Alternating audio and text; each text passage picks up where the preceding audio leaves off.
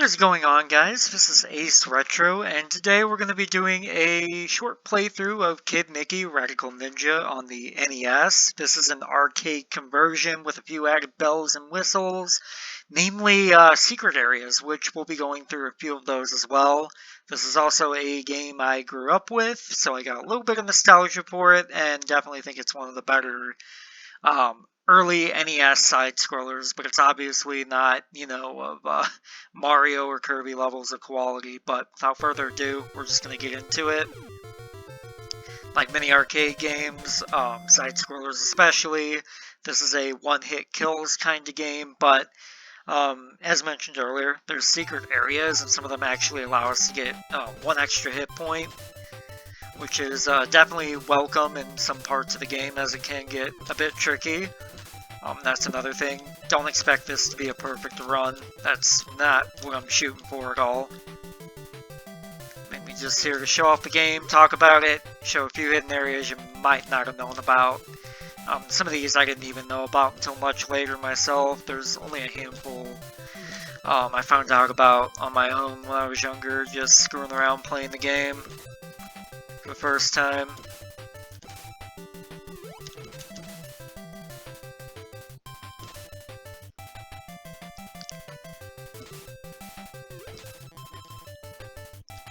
But yeah, anyways, with this structure, you kind of just want to fiddle around with the controls and mash buttons, and that seems to cause it to trigger. Now, full warning, there's going to be a seizure-inducing effect coming up. I don't know who in their right mind decided that this would be a good thing, but alas. But anyways, this part here, you do want to be a little bit careful. These enemies kind of just spawn all the time. They never leave you alone, and it only gets crazier later on. So it's something to get used to right at the start when they're not dropping as many onto you. Anyways, there's the first boss, and he's relatively simple. Kind of just want to hit him when he's jumping. But the whole thing is your sword will go fly backwards, so you have to go pick it back up. But about 5 hits, and he's as good as gone.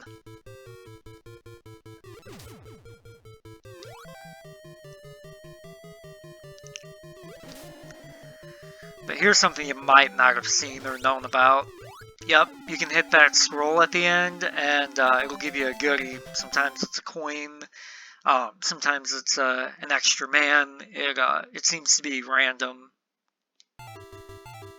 but always welcome. So yeah, if you just hit all these birds, you'll get a power-up, and it'll give you some throwing stars, which we'll want in this area coming up here, as it can be kind of tricky. But yeah, if you get the throwing stars, you can kind of just hang out up here, but you do want to be careful, as those dudes like to throw out their own shooting stars, sometimes diagonally, sometimes horizontally, depending on where you're at. Anyways, we're gonna climb up this tree coming up here for another hidden area. As soon as this guy finishes throwing bombs, and here we are. You climb to the very top. Fortunately, no seizure effects in this area.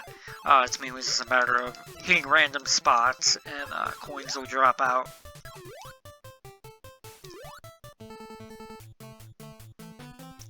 And this bird will pick us up, and we'll be right along. Now, these birds flying up ahead, they will drop coins, but I feel like it's relatively risky to try and hit them. So I usually kind of just let them go past, or if I'm feeling ballsy, I'll take a few out.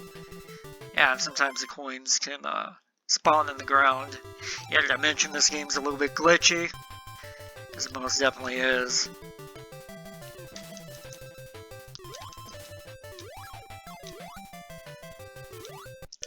It's a real easy strategy for this guy is to kind of just let him go to the left.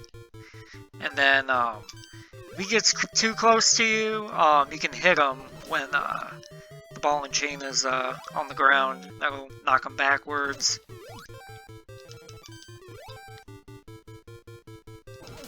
But it's mostly just a timing thing. Nothing more, nothing less. Anyways, he's out of there.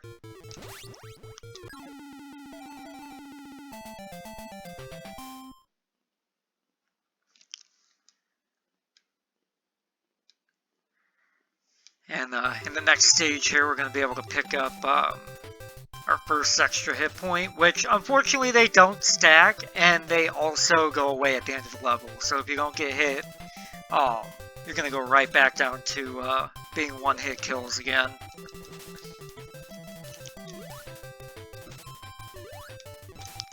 But here, I'm not 100% sure, somebody fact-check me on this, but I'm pretty sure you have to knock out all the birds leading up to the cloud that takes you up to the secret area.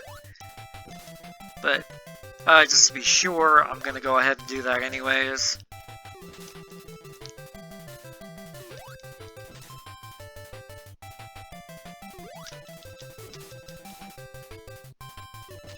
Anyways, you kind of just jump on this cloud and it'll eventually take you up, but do watch out for this bird, as he's got a bomb. Bombs aren't good.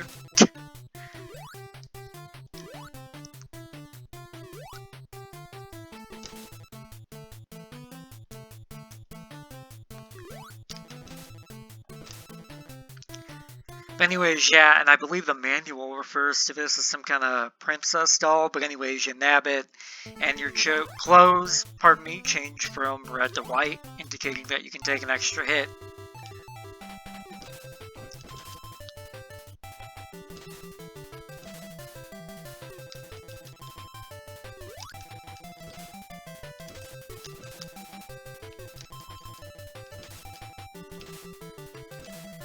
This boss coming up is actually quite interesting, as the hitboxes are kind of funky on it, but you'll see what I mean here. So yeah, you can attack this portion, but then, oh, I'm surprised I didn't get hit there. The arrows are lethal, but as you can see, all these parts that she's breaking off into, they don't seem to hurt you whatsoever, which I always found kind of strange. Now, coming up is definitely one of the more difficult portions of the game, but we should be able to snag an extra hit point before that comes up. But what you'll want to do here is stand on this block here, hold down for a little bit, and it should trigger. Now with these eggs, what comes out of them is random, so sometimes you'll get these enemies that you need to spin away, other times it'll be scrolls worth points and extra lives. It just depends on how the game feels. Sometimes nothing. Interesting, I've never had that happen. I'm hoping for at least one extra life. We'll see what happens though. Seems like it just wants to give me these worms. Okay, there's a scroll. I'll take it. There we go.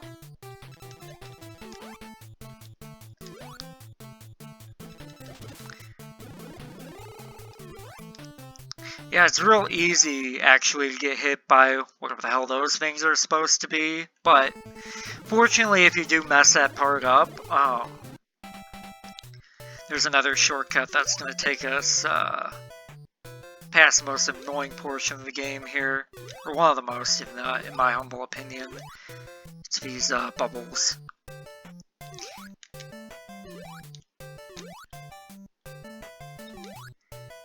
But I believe you want to jump 5 times on this. I could be wrong, but then the next set of platforms will jump 3 times, and that'll give us, I got hit there, whatever. Oh, and that's the other thing with these platforms. The timing on them is really, really weird.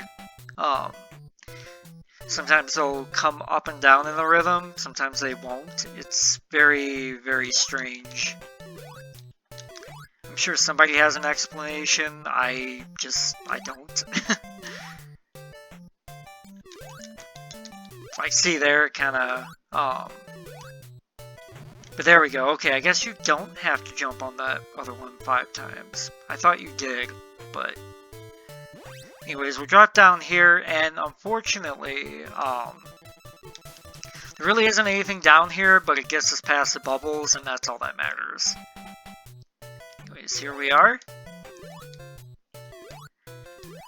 Next boss can be a bit tricky. The goal here is just to break away all his segments and then hit him in the head.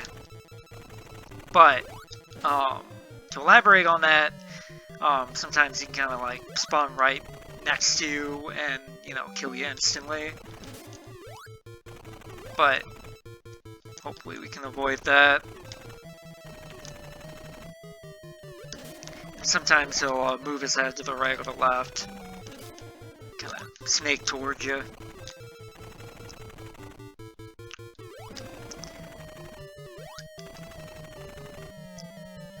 Let's see if we can get a okay, he's gonna go down. Or up, rather. Okay. One more hit to the head. And he's as good as dead.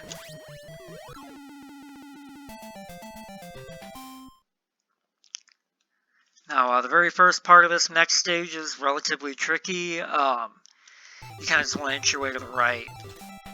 Very slowly, carefully. Kind of knocking away all these guys, because they just keep going.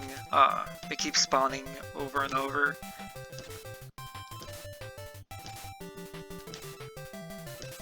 Sometimes they come up from behind, so watch it.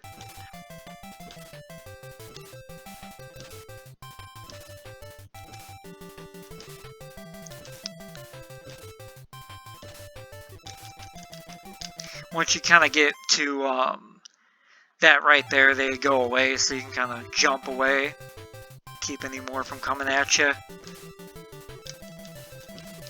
There's another hidden area coming up. It involves, much like the last one, kind of just ducking in place. There we go.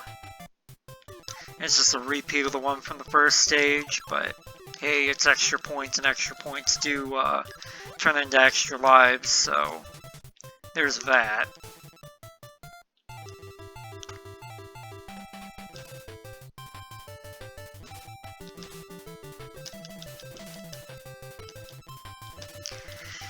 I always thought this part right here is funny because it's kind of like it went from being an NES game aesthetically to an Atari game.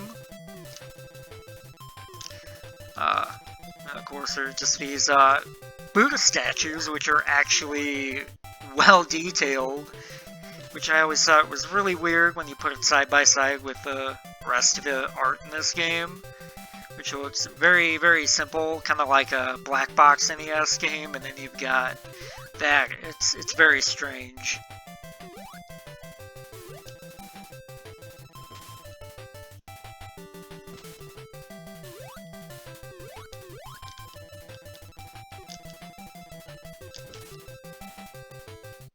This boss coming up here is, again, relatively simple. He's actually easier than the last one. But basically what you want to do is just go all the way to the right at the beginning. Like, literally just make a mad dash for it, or else he'll start attacking, and it's not good. But anyways, you kind of get the sword stuck here. And on his last hit, he'll start sending some little monks after you, but they're no big deal.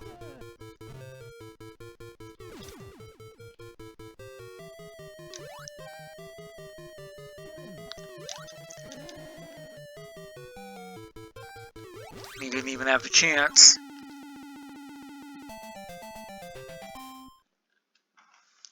Now the next stage coming up will let us get another extra hit point. Although the way you access the secret area is very strange. You actually have to jump into water that otherwise kills you. NES game logic, people. I don't know how anyone, without the aid of Nintendo Power, would have been able to figure it out. I certainly didn't know about it until much later. But anyway, you're going to get to this point where you see this guy here, and all you do is drop down. But in any other pool of water, that would kill you. Joining us are some randomly flying birds that weren't flying before, but they are now for whatever reason. just be careful climbing up that ladder so you don't lose your extra hit point right off the bat.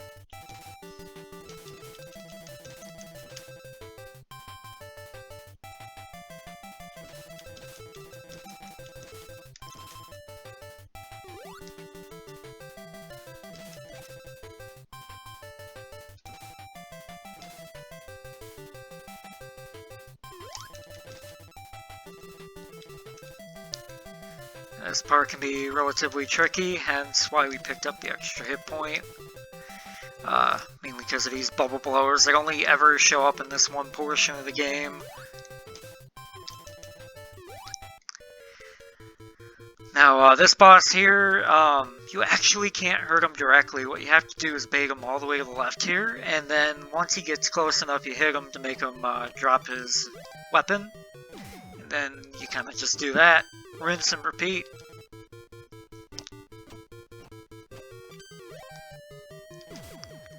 There's a bit of a rhythm you can get into with it. But again, the hitbox is just, I've always felt it was kind of weird. You kind of have to really be up in his business. Okay, I think we got a little bit too close there. There we go. Let's see what we get.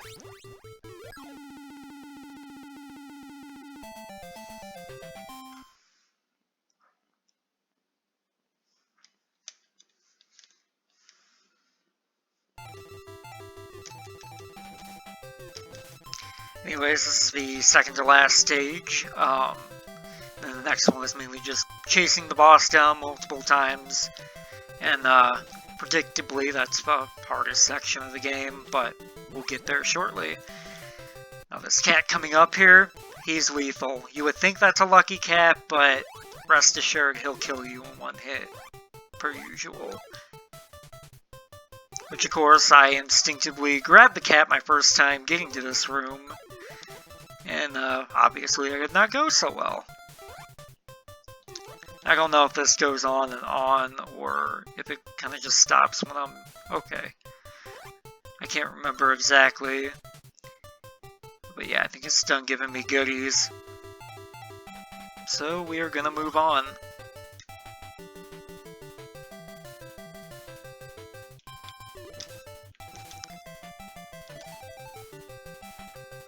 The weird thing about this game is it only lets you carry 8 lives. It'll play the sound effect if you've got 8. And you know, you accumulate enough points or whatever, but you only get 8 lives. It doesn't keep track of anything past that. Which is very odd, because I'm used to it being 9 when it's a single digit lives counter, but that is what it is. It's not that game overs really even have much of an effect here. It kind of just kicks you back to the start of the stage you were on. And it's unlimited continues as well, which is very nice for a game like this, as you're not gonna get it on your first try. And this part here especially is tricky, but if you can land the first hit on him, you can get into a rhythm where he won't even do his attack. Which is nice, because it is a bit random, as you can see there. Sometimes he'll pause, sometimes he won't, before unleashing more fireballs.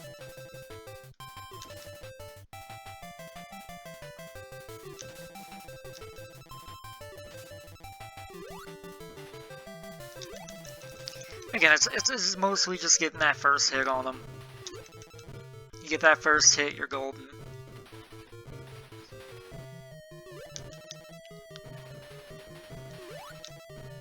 Trying to see if I can actually hit him from afar there. Doesn't seem like you can do it, but sometimes you won't even lose your sword here, but you just go back down, pick it up. Just be quick here, because you don't want him to attack again, because that's going to spell instant death. One more? Oh, okay. And here, kind of just contact the princess, and she freezes for whatever reason. Once you get the 5,000 points from her, but ways we're going to move on, and this is going to be the last part of the game. Fair warning, I might die quite a bit.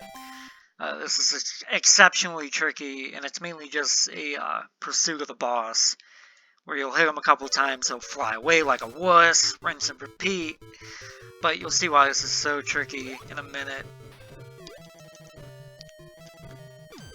But anyways, okay, that was very good. Yeah, sometimes he'll shoot a fireball all the way to the left. There we go.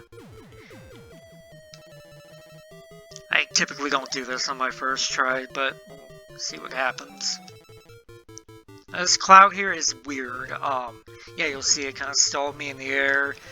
Sometimes it'll eat your input when you're trying to jump up, so just be wary of that. It only seems to be with that one cloud. For whatever reason. Programmer's day off, I don't know.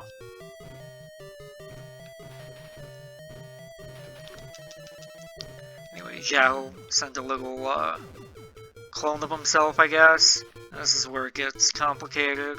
Which you can hit this thing, but it will come back. So it's really not worth your while to go after it. You just want to score the 2 hits on the boss and keep moving forward.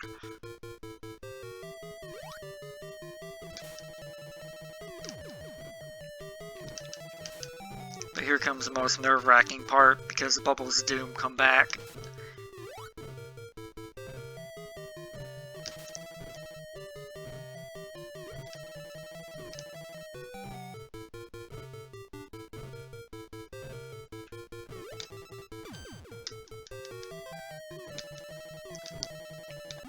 Yeah, see what I mean? Now, of all places, this would have been a nice place to get the extra hit point, but alas.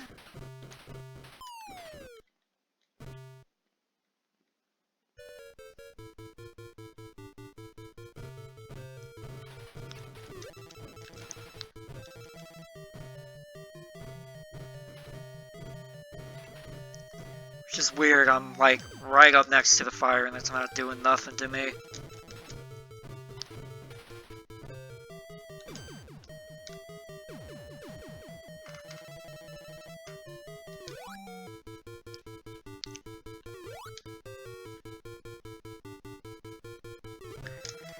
Yeah, I tend to usually just let that cloud hover for a minute before I decide to make the jump.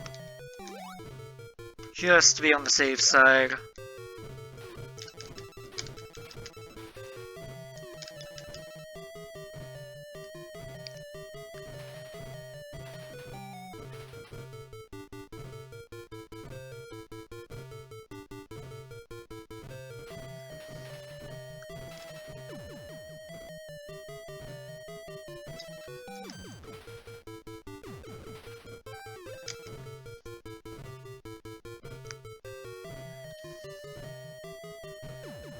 Yeah, I'm gonna be extra careful here.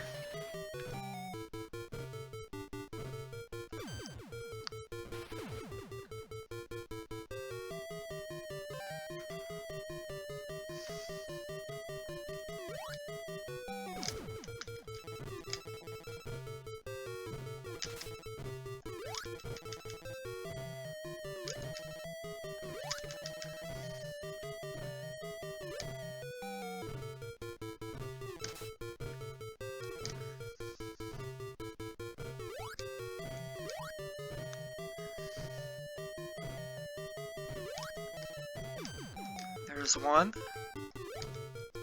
There's 2. There'll be 1 more portion, and then it's the very end, but not promising anything, as in I'll get it on my first try, because, again, he starts raining the fireballs down at you. Here we are.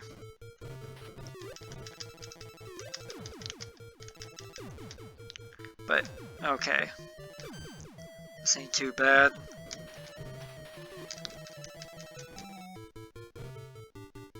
But, yeah, okay, 1 more hit and he's toast.